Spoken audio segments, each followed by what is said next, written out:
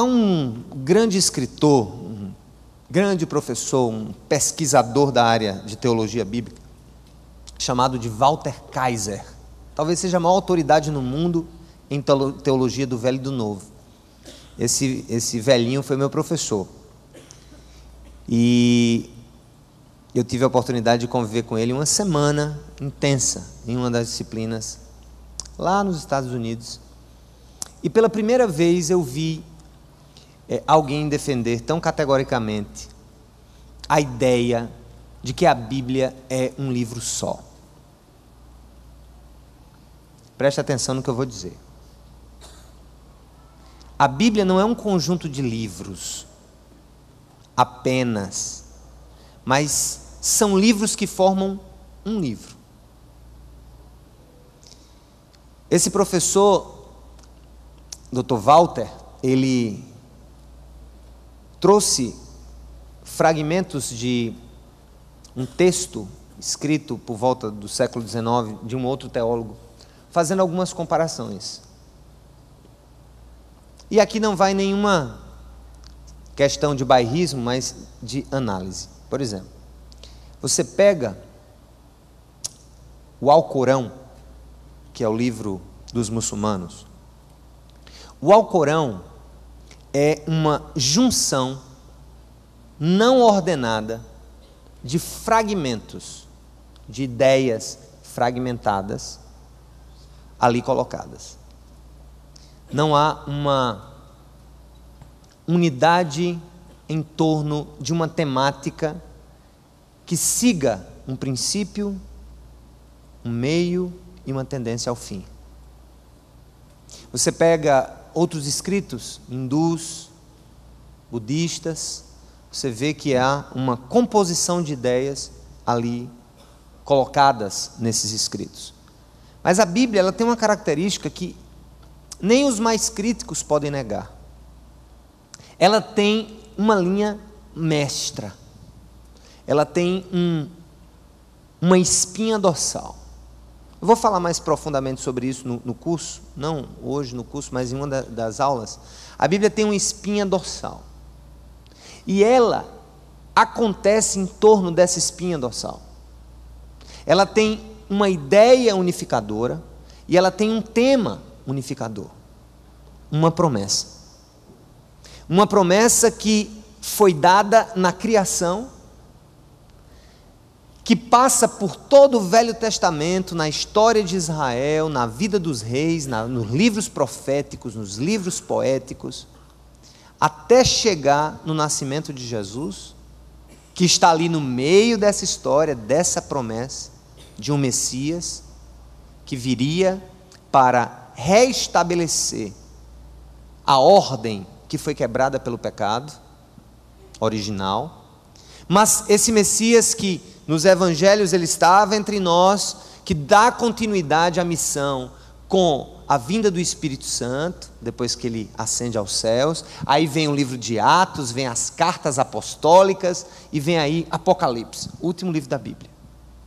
Há um plano unificador.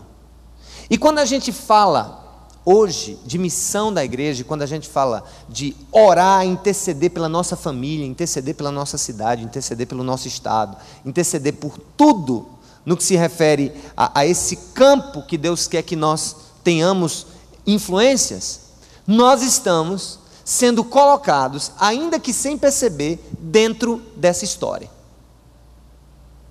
A Bíblia, portanto, é uma história que está acontecendo. Olha que coisa incrível. O Alcorão é um conjunto de ideias que está lá, passaram. Está aqui os escritos budistas, os escritos hindus e tudo mais. Mas nós estamos no meio de uma história, em direção ao cumprimento de uma promessa. E o Walter Kaiser, ele chama isso de plano da promessa de Deus. Há uma promessa que está lá no início, logo que o homem é criado e que o homem peca, e ele chega para a humanidade e diz assim: olha, serpente, por que fizeste isso? Induzindo a humanidade ao erro. Eu colocarei inimizade entre ti e a mulher. entre o teu descendente e o descendente da mulher,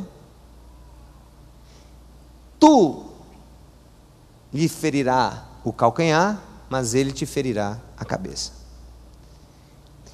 Jesus ali está sendo apresentado ao mundo como o solucionador do problema do pecado, já nas primeiras páginas da Bíblia. E o que é a Bíblia? O que é o Velho Testamento? Senão um conjunto sucessivo de ideias que vão acontecendo, de revelações que vão acontecendo, que convergem no nascimento do menino prometido, e o menino cresce, o menino torna-se homem, o menino recebe então a missão aos 30 anos, o homem, Deus está ali entre nós, Deus é Emanuel, Deus conosco, começa a operar na terra, a realizar todos os milagres que realizou, vai para a cruz, morre na cruz, ressuscita, e quando ele ressuscita, está aqui em Lucas capítulo 24, versículo 13, ele se encontra com alguns discípulos, e ele percebe, olha que coisa, ele percebe que mesmo tendo andado com eles por 3 anos e meio, eles não tinham entendido o plano promessa, eles não tinham percebido de maneira concreta o que era o plano promessa de Deus. Olha como o diálogo se desenvolve. Naquele mesmo dia, 2 deles estavam indo para um povoado chamado Emaús, a 11 quilômetros de Jerusalém. No caminho conversavam a respeito de tudo o que havia acontecido. Enquanto conversavam e discutiam, o próprio Jesus se aproximou e começou a caminhar com eles, mas os olhos deles foram impedidos de reconhecê-lo. Ele lhes perguntou: sobre o que vocês estão discutindo enquanto caminham? Eles pararam, com os rostos entristecidos. Um deles, chamado Cleopas, perguntou-lhe: você é o único visitante em Jerusalém que não sabe das coisas que ali aconteceram nesses dias? Que coisas? Perguntou ele. O que aconteceu com Jesus de Nazaré? Responderam eles. Ele era um profeta, poderoso em palavras e em obras diante de Deus e todo o povo. Os chefes dos sacerdotes e as nossas autoridades o entregaram para ser condenado à morte e o crucificaram. E nós esperávamos que era ele quem ia trazer a redenção a Israel. Vamos repetir essa frase? E nós esperávamos que era ele que ia trazer a redenção a Israel. Escuta, para um pouquinho, guarda o texto. Qual era a compreensão dos discípulos? Vocês sabem que o povo de Israel é um povo messiânico. A história do Velho Testamento é a história de um Messias que viria. O que é Messias? O Cristo. Messias. Mashiach, aliás. Yeshua HaMashiach. O Cristo. O que é o Cristo? O ungido de Deus. Eles esperavam alguém com o perfil de um revolucionário político, talvez um membro do PCO, da causa operária, ou se não, quem mais? Quem é essa turma aí mais radical? Do PSTU, né? Alguém que ia colocar o Império Romano de cabeça para baixo, iria então dominar com espada. Agora escutem, a esperança messiânica de Israel sobre a vinda de um Messias é uma esperança que tem os seus primórdios,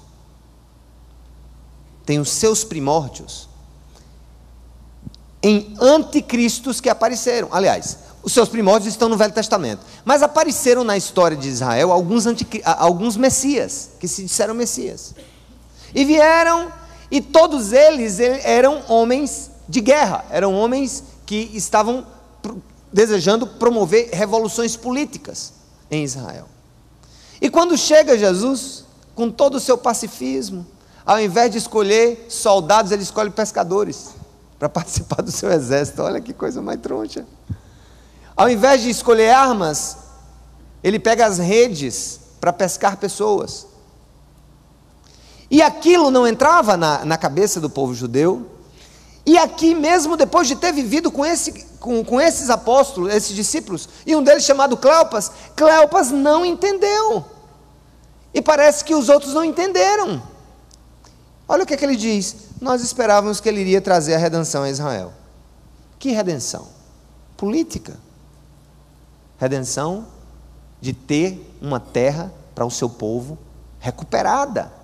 algo que foi perdido desde os tempos dos reis de Israel, primeiro exílio na Babilônia.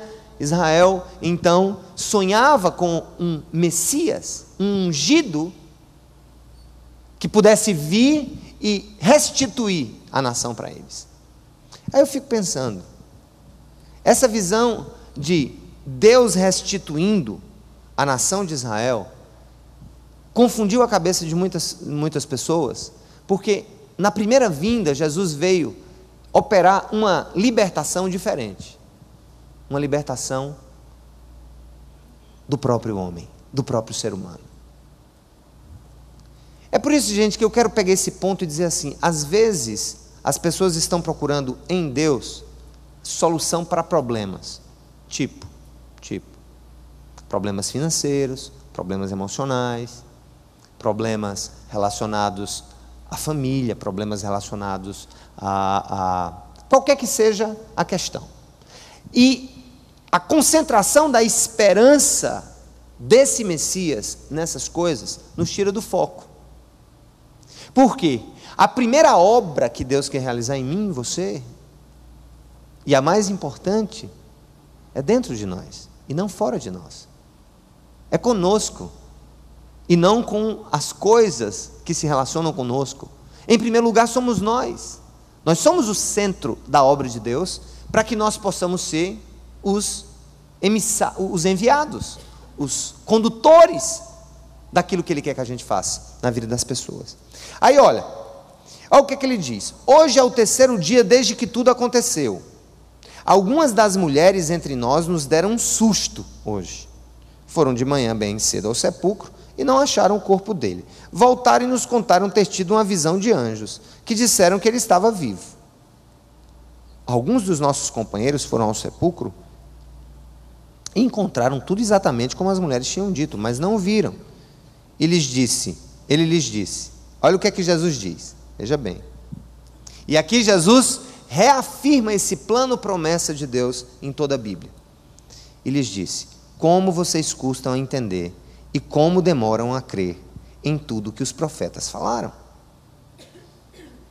Não devia o Cristo sofrer essas coisas para entrar na sua glória? E começando por quem, gente? Por quem que ele começa? Moisés. Eu não sei se vocês sabem, mas os judeus atribuem a Moisés a escrita dos 5 primeiros livros. Aí você diz, como é que Moisés falou sobre a criação se ele não era nascido? Por revelação. Mas Gênesis, Êxodo, Levítico, Números e Deuteronômio, os 5 livros. Daí vem o nome 5, Pentateuco, Torá para os judeus. Os 5 livros da lei. Os 5 livros da lei.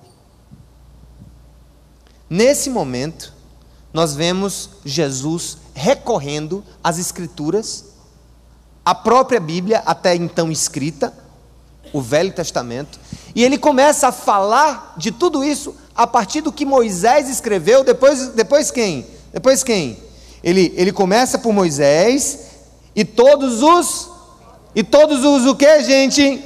Profetas, explicou-lhes o que constava a respeito dele em todas as Escrituras. O que eram as Escrituras até então, gente? O que eram as Escrituras até então? O Velho Testamento. Isso está sendo narrado no Evangelho, não é isso? O Novo Testamento começa com os Evangelhos. Mas Jesus usa o que para falar dele? Usa as Escrituras até então reveladas por Deus, de Gênesis até Malaquias. Os livros que Moisés escreveu, o Pentateuco, passando pelos livros históricos, os profetas, e ele disse, olha, tudo o que aconteceu estava predito, mas vocês não entenderam, vocês não perceberam. E eu fico pensando, Deus quer falar conosco, e Deus quer construir em nós, escute, uma fortaleza, e essa fortaleza não tem outra maneira de ser construída, a não ser através do conhecimento da Bíblia. Eu quero insistir sobre esse ponto.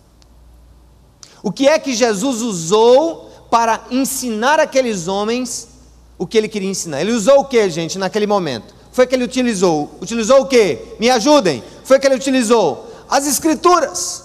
O próprio Jesus recorre às Escrituras para ensinar o seu povo. E nós achamos que não precisamos das Escrituras para conduzir a nossa vida. Nós achamos que apenas ir orar está tudo bem. Nós achamos que apenas ir pegar um foguinho aqui, outro acolá está tudo bem. A gente acha que apenas louvar a Deus está tudo bem. Mas escutem, a edificação da minha missão pessoal, da minha pessoa, da minha missão e daquilo que eu faço, está ligada ao quanto também eu conheço do que foi revelado, o plano de Deus que já foi revelado. É incrível como eu vejo coisas que eu começo a ficar pensando. Uma pessoa chega e na hora da oração ela diz: olha, é o seguinte, Deus mandou lhe dizer que Ele é Deus.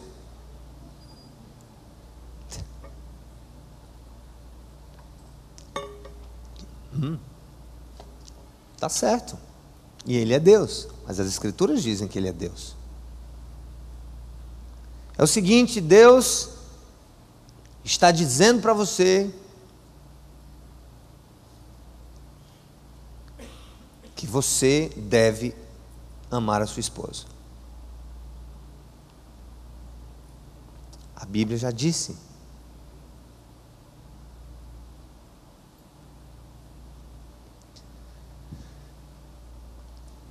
Onde é que eu estou querendo chegar? Eu estou querendo chegar em um fato muito interessante. Jesus estava preparando aqueles homens para uma obra missionária. Escutem, Ele apareceu e logo iria ser glorificado. E esses discípulos recebem de Jesus um ensinamento prático, baseado nas Escrituras até então reveladas, para que eles pudessem, através dessas Escrituras, construir uma vida sólida. Eu confesso a vocês que na minha história, na minha caminhada com Deus, eu passei por várias fases. Eu passei inicialmente pela fase eufórica. Essa fase eufórica, ela se caracterizou por uma busca muito intensa do Espírito Santo, muito intensa. E quanto mais eu entrava nessa busca intensa pelas coisas e pelo poder do Espírito, eu percebia que eu estava guiando a minha vida muito mais pelas minhas experiências com Deus do que pela palavra de Deus. Então o que é que acontece no processo? No processo eu começo a perceber que as minhas experiências com Deus, conquanto muito maravilhosas, e eu aconselho que você tenha as suas, que você busque o Espírito, que você chore no Espírito, que você ouça a voz do Espírito, mas quando eu percebi que eu vivia apenas de experiências e não do que fora revelado, e não do que eu precisava conhecer e me cercar e me encher, gente, houve uma mudança muito profunda na minha maneira de ver a minha vida, de ver o agir de Deus na minha vida, e até de avaliar as minhas próprias experiências. Deus quer nos dar discernimento para saber o que Ele quer que eu faça. Olha, observe, Jesus usa o quê? Para mais uma vez ensinar que Ele era o Messias. O que é que Ele usa, gente? Todas as Escrituras, Ele sai lá de Moisés, vai andando. Olha, Moisés disse isso, tal, aqui, os profetas, esse profeta disse isso, esse profeta disse isso, esse profeta disse isso, e aqui se cumpriu. Aí eu fico pensando, vamos para o lado pior da questão de nós não considerarmos o conhecimento das Escrituras como importante. É quando nós, por experiências ou por conselhos espirituais, aspas, nós acabamos ouvindo e aceitando como sendo de Deus, escuta, algo que está totalmente contrário ao que foi revelado. Por exemplo, Deus me revelou que você tem que parar de orar pela sua filha. Deus está me dizendo que eu tenho que parar de orar. Mas a Bíblia diz que a gente tem que orar sem cessar. Então aquele recadinho não pode ter sido de Deus. A experiência de ver Jesus ali foi muito intensa. Pô, o mestre está aqui, que coisa. E os milagres e tudo que ele fez. Mas Jesus queria construir o início da igreja com substância, com tutano, com arroz e feijão, e não com suspiro. Nós tendemos demais a comer a doçura do suspiro, a gente gosta do suspiro. Ah, que coisa boa, a experiência do Espírito. Ah, que maravilha. Mas Jesus queria que a igreja comesse arroz e feijão, queria que a igreja tivesse musculatura, que a igreja começasse forte, e ele volta, ele revisita as Escrituras. Imagina, para alguns isso pode parecer até contraditório, o próprio Deus volta às Escrituras para justificar o que tinha acontecido com ele e o que iria acontecer. Aí ele diz: como vocês custam a entender e como demoram a crer em tudo que os profetas falaram. Não devia o Cristo sofrer estas coisas para entrar na sua glória? Não era necessário, não era uma exigência. O que ele vai mais à frente. E começando por Moisés, vamos lá. E começando por Moisés e todos os profetas, explicou-lhes o que constava a respeito dele. Aonde, gente? Em todas as Escrituras. Ao se aproximarem do povoado para o qual estavam indo, Jesus fez como quem ia mais adiante. Mas eles insistiram muito com ele: fique conosco, pois a noite já vem, o dia já está quase findando. Então ele entrou para ficar com eles. Quando estava à mesa com eles, tomou o pão, deu graças, partiu e deu a eles. Então os olhos deles foram abertos e o reconheceram, e ele desapareceu da vista deles. Perguntaram-se um ao outro: não estava queimando o nosso coração enquanto ele nos falava no caminho e nos expunha as Escrituras? Eu quero bater num ponto muito interessante. Aqueles homens sentiram calor no coração quando Jesus fez o quê? O que foi que Jesus fez, gente? Foi um milagre que ele fez? Não. O que foi que ele fez que produziu fogo no coração daqueles homens? Me diga, por favor. O que foi que ele fez? Eu não ouvi. Ele fez o quê? Ele expôs as Escrituras. Na hora que ele pegava e começava a trazer à tona os acontecimentos históricos a seu respeito, os acontecimentos proféticos, o coração deles fazia o que, gente? Ardia. E eu fico pensando: Senhor, faz o meu coração arder pela exposição pura e simples da Tua Palavra. O poder da Tua Palavra, o poder da exposição. Está tão difícil, né, gente, a gente ver, está tão difícil a gente ver alguém pegando a Bíblia e expor a Bíblia para a gente, não está? Não é difícil?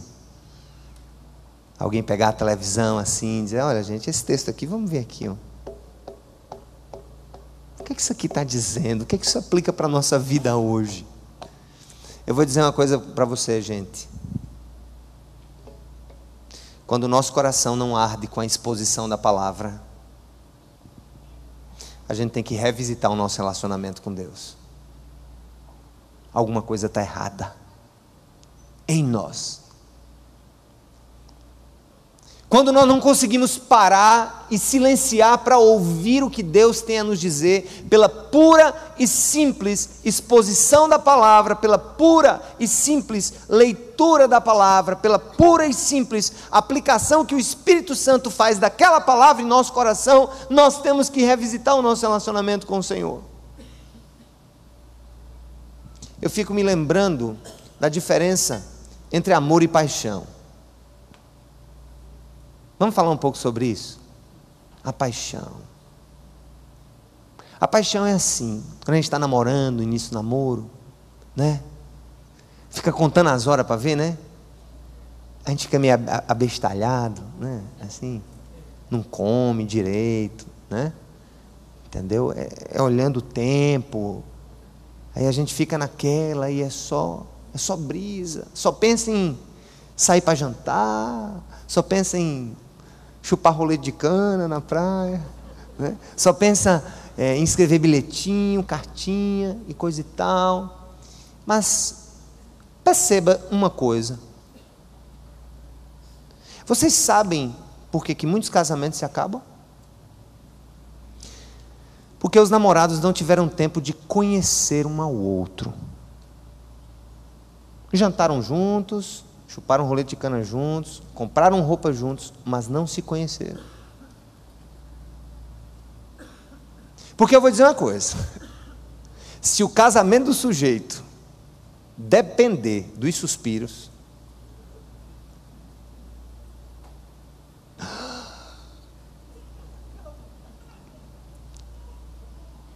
ele acaba na primeira manhã, né?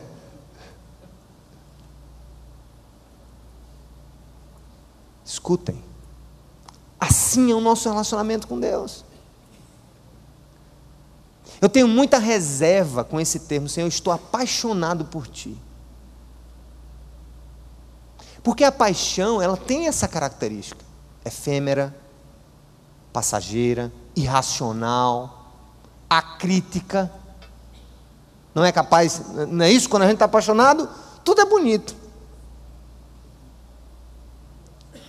Oh, meu filho, que lindo você soltou. Pode rir, homem, rir. Você tá... O pessoal da televisão, eu estou me arriscando a dizer isso na televisão, e você fica...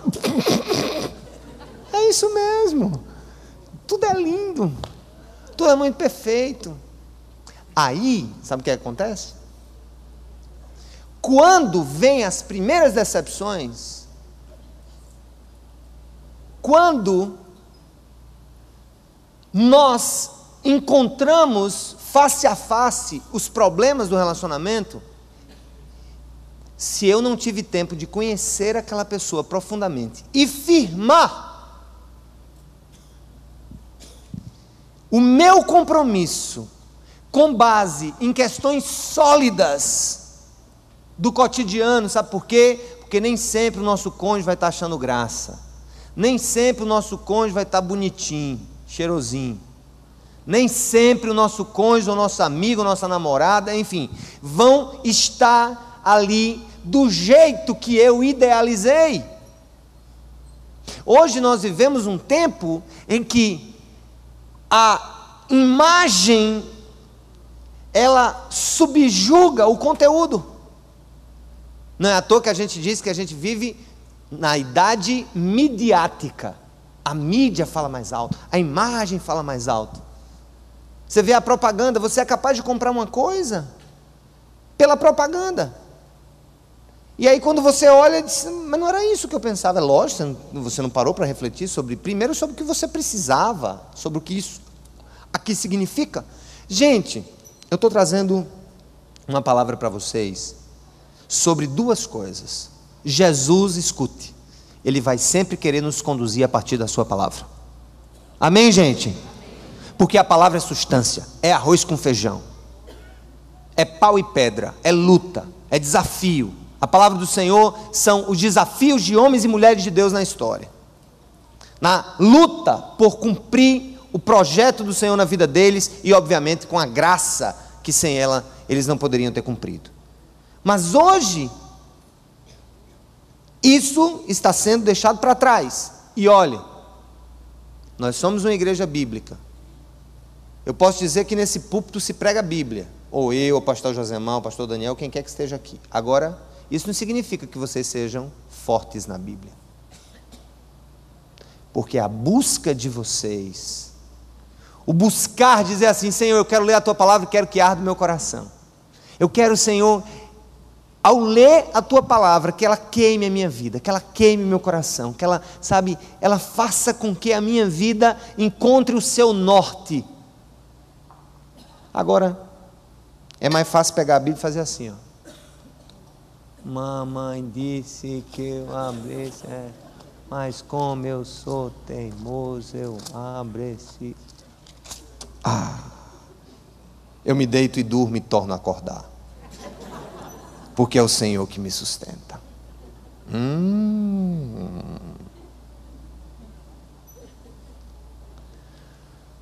Deus é tão bom que Ele fala com a gente assim, né? Mas eu acho que também nesse vai e volta assim, o cara estava aflito na vida dele, sem saber o que fazer, ele pegou a Bíblia, pá! O que tens para fazer, vai e faça logo.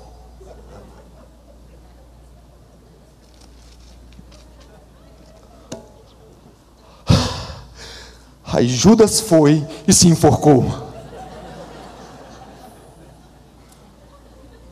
Imagina se cai um desse para você. Deus é bom e Ele fala com a gente, tem hora que Ele usa mesmo essas situações, mas olha, a regra é o tutano que está aqui dentro. Ou é o tutano, ou é esse negócio aqui mesmo, com todas as suas palavras de exortação, de explicação, ou não vai servir. Ou eu não vou conseguir entender, aí eu vou ser como os discípulos. Eles estavam ali, sem entender direito as Escrituras. Eu acho que estavam tão animados ainda com os milagres de Jesus. Eita, Ele fez um milagre aqui, eita, Ele ressuscitou um ali, eita, até a sogra do cabo ele curou. Meu Deus, e pai, pão para cá, e peixe para lá, rede de pesca maravilhosa, e no meio de toda essa experiência high-tech, Jesus some do mapa.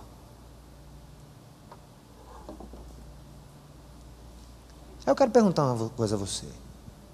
Se por acaso, no meio dessas suas experiências e dessa construção superficial de relacionamento com Deus, Jesus resolver ficar calado, puf, aí você morre. Você morre de ansiedade. Hein, minha irmã, hein? Tem uma palavrinha para mim hoje, não? O que é que Deus tem para me dizer hoje? Eu me lembro nesses meus tempos assim, muito querendo saber o que Deus tinha a dizer pela boca dos outros. Eu me lembro que eu fui com Samara uma vez para um culto de oração, não sei nem se ela está me assistindo aí, e era uma irmã muito conhecida aqui em João Pessoa, sabe, que era a mulher do espinhaço de fogo, mulher de Deus, mas a gente estava ficando mal habituado nesse negócio. Chegamos num dia, oxe, Deus vai falar. A irmã tinha um grupo assim, a irmã saiu orando, tinha uns 12, ela saiu orando um por um. E eu acho que eu e Samara eram os últimos na fila. Quando ela chegou, ela suspirou e fez: o que foi, minha irmã? O que Deus está dizendo aí? Meu amado, eu estou cansado, não aguento mais orar não. Digo, homem, eu estava pior do que emoção. Diga.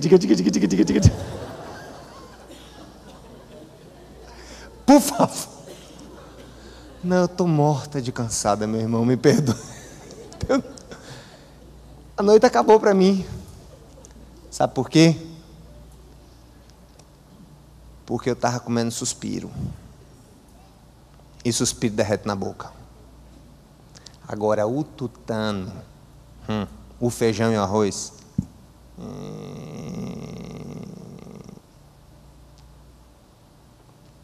Vocês estão entendendo onde eu estou querendo chegar? Sim ou não?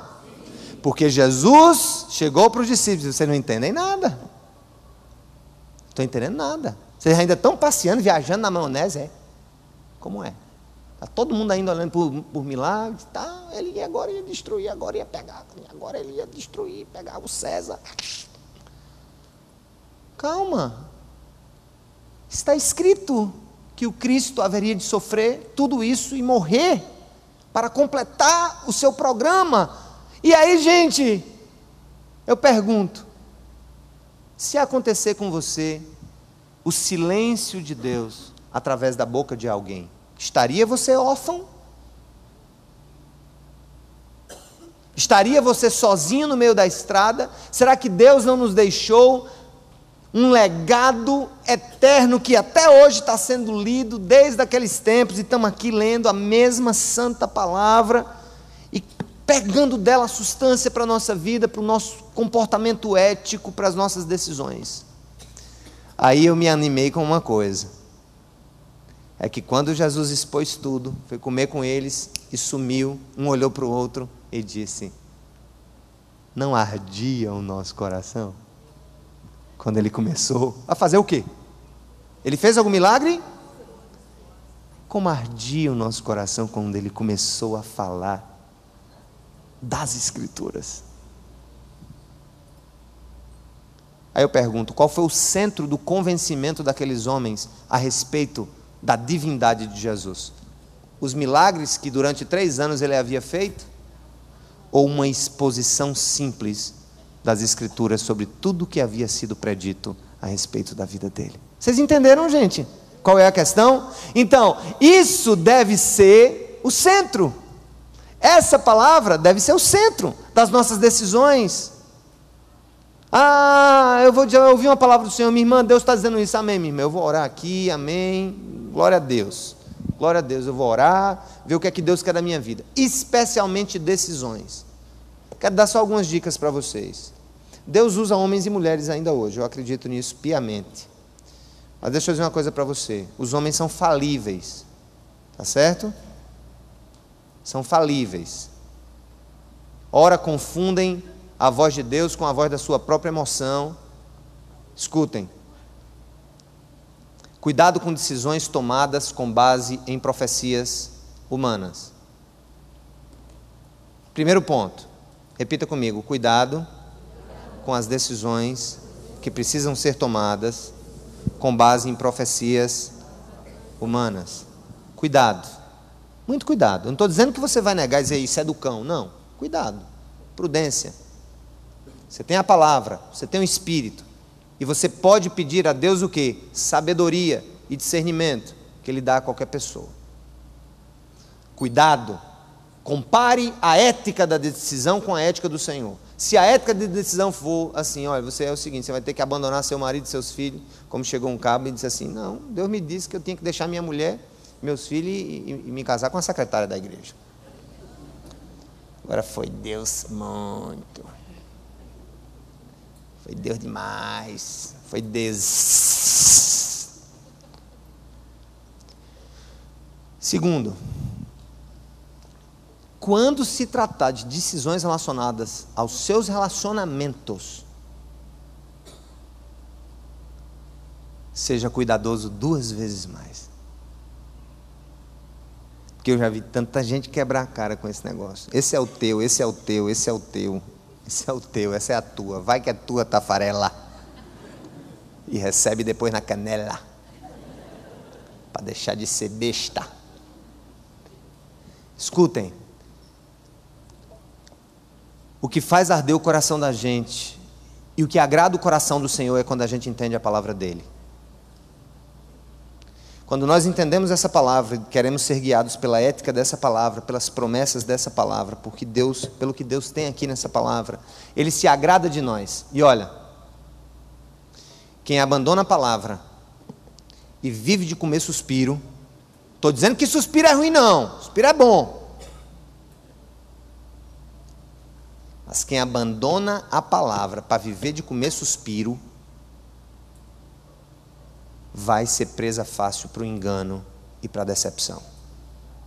Talvez aqui nesse auditório, e não precisa levantar sua mão não, tenha gente que comeu suspiro indo e voltando e entrou pelo cano. Talvez haja aqui nesse auditório pessoas que entendem o que eu estou dizendo agora. Comeu suspiro indo e voltando e entrou pelo cano. Não ardia o nosso coração quando ele expunha as Escrituras? Vamos repetir essa frase, Vana? Não ardia o nosso coração quando ele nos expunha as Escrituras? Amém, gente? Quem quer isso do Senhor? Quem quer isso? Amém, gente? Então se dedique, busque mais, estude mais. leia mais, deixa o suspiro de lado um pouquinho, vai aumentar a sua glicose. Glicose é bom, mas mata. Vá comer carboidrato, vá comer proteína, vá comer a palavra do Senhor, porque ela vai te dar força para caminhar nessa vida. E olha, gente, talvez hoje a mensagem não veio trazer resposta para ninguém sobre nada, mas veio permitir que você faça perguntas para você mesmo. O que tem guiado a minha vida? Faça essa pergunta para você.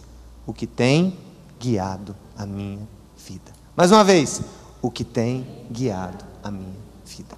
Louvado seja o nome do Senhor.